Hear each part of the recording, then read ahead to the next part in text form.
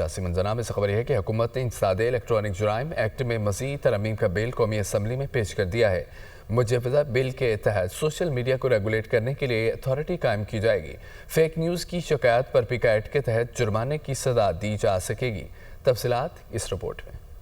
Social media کو regulate کرنے کے لیے نئی قانون سازی کی تیاری۔ پیک ایکٹ میں ترامیم کر کے بااختیار کمیٹی بنے گی۔ جھوٹی خبر پھیلانے پر 3 سال قید اور 20 لاکھ روپے تک جرمانہ کیا جا سکے گا۔ مجوزہ ترامیم کی تفصیلات سامنے آ گئیں۔ پیک ایکٹ میں مجوزہ ترامیم کے مسودے کے مطابق ڈیجیٹل رائٹس پروٹیکشن اتھارٹی 9 ممبران پر مشتمل ہوگی۔ 5 ممبران کا تقرر حکومت کرے گی۔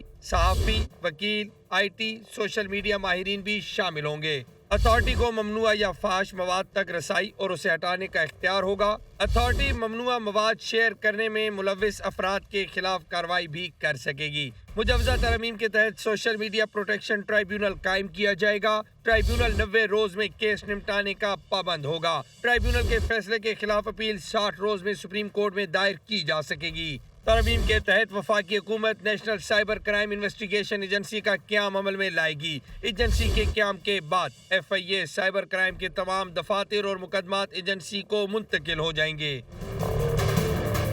مجوزہ ترمیم میں سوشل میڈیا پلیٹ فارم کی نئی تعریف شامل کی گئی ہے۔ سوشل میڈیا تک رسائی کے لیے استعمال ہونے والے ٹولز اور سافٹ ویئر کا اضافہ کیا گیا ہے۔ مجوزہ ترمیم میں غیر قانونی مواد کی تعریف میں توسیع کر کے 16 اقسام کے مواد کو شامل کیا گیا ہے۔ مجوزہ ترمیم کے تحت قومی اسمبلی، سینٹ اور صوبائی اسمبلیوں میں حذف ہونے والا مواد سوشل میڈیا پر نشر کرنے پر کارروائی ہوگی۔